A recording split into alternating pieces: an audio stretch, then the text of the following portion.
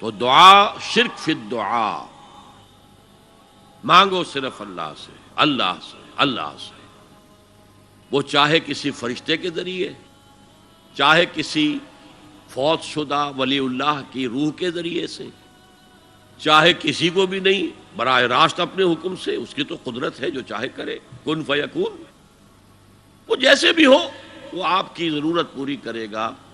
وہی ہے جو کہ مشکلات کو حل کرنے والا ہے، وہی ہے کہ رزق دینے والا ہے، وہی ہے جو مرض سے شفا دینے والا ہے۔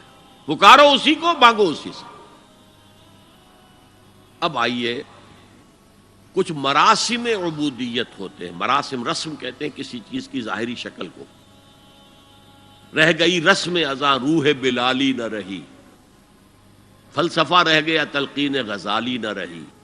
یہ قرآن کا بھی ہم اسے رسم الخط کہتے ہیں، رسم الخط، اور یہ حضرت عثمان کے زمانے میں فائنل ہوا ہے کہ یہ اس طریقے سے لکھا جائے۔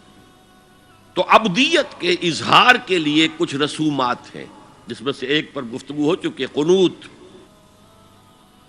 والقانتین والقانتات۔ یہ جو ہے اللہ کے حضور میں چاہے ہاتھ باندھے چاہے ہاتھ کھلے ہوں، لیکن ذرا جھک کر گردن میں خم کر کے کھڑے ہونا، یہ نماز کے اندر جو قنوت ہے، یہ قنوت ہے، یہ بھی اپنی عاجزی کا اظہار ہے، عجز اور تذلل۔ وہ جو ابن قیم کی میں نے ڈیفینیشن آپ کو بتائی، العبادت تجمع اصلین، غایت الحب وغایت الذل والخضوع، حد درجے میں اللہ کے سامنے بچ جانا، جھک جانا، گر جانا، رکوع، سجدہ، اللہ کے سوا کسی کے لیے نہیں۔ اور اس معاملے میں دین محمدی جو اپنی تکمیل کو پہنچ گیا، الیوم اکملت لکم دینکم واتممت علیکم نعمتی ورضیت لکم الاسلام دینا، آ حضور کی بعثت سے قبل سجدہ تعظیمی جائز تھا، کسی شخص کی تعظیم کے لیے، اس کی عزت کے لیے اس کے سامنے سجدہ کرنا جائز تھا۔ حضرت یوسف کے سامنے ان کے والدین اور 11 بھائی سجدے میں گر گئے۔ بچپن میں خواب دیکھا تھا اور 40-50 سال بعد اس کی تعبیر بالفعل ایک اس واقعے کے طور پر سامنے آ گئی۔ سجدہ کرنا، جھکنا، سجدہ کرنا، یہ جائز تھا، سجدہ تعظیمی۔ حضور پر شریعت مکمل، توحید مکمل، اب ہر نوع کا سجدہ حرام مطلق ہے سوائے اللہ کے کسی کو۔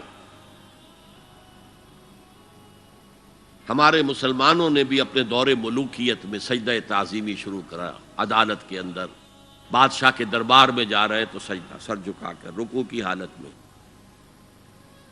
یا آپ کے پڑوس میں جو حیدرآباد کی ریاست تھی، سلام کیسے کرتے تھے، کتنے جھکتے تھے، اور پھر وہ جھک کر وہ سلام ہو رہے۔ یہ مشرکانہ فعل ہے، مغلیہ دربار میں بھی تھا۔ شیخ احمد سرہندی رحمۃ اللہ علیہ نے کہا غلط ہے، حرام ہے، جائز نہیں۔ دربار میں شکایت پہنچ گئی، آخر مخبری کرنے والے بھی تھے، حاسد بھی تھے، وَمِن شَرِّ حَاسِدٍ إِذَا حَسَدَ، طلبی ہو گئی، بلایا گیا دربار میں حاضری،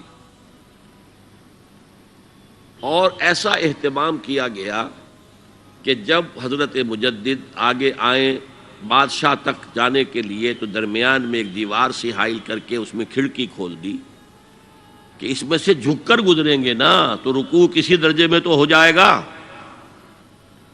رکوع بھی سجدے ہی کی ایک شکل ہے، سجدے کا ہاف کہہ لیجئے، لیکن یہ کہ جب آیات سجدہ آتی ہیں قرآن مجید میں تو عام نمازوں میں میں دیکھتا ہوں کہ وہ آیات سجدہ والی آیات پڑھی نہیں جاتی، حالانکہ ان کی ایک خاص کیفیت ہے۔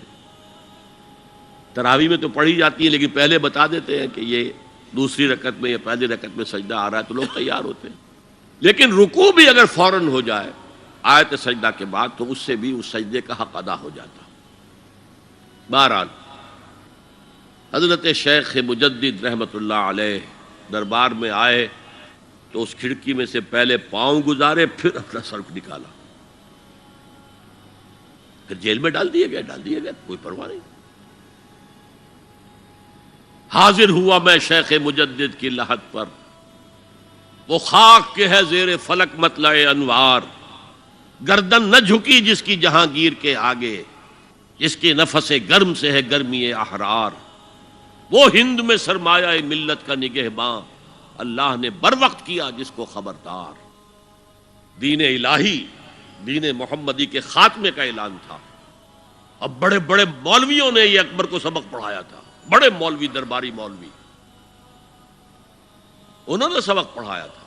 اللہ کا ایک دن 1000 برس کا ہوتا ہے، اور اللہ کا ہر معاملہ 1000 سال تک ہوتا ہے.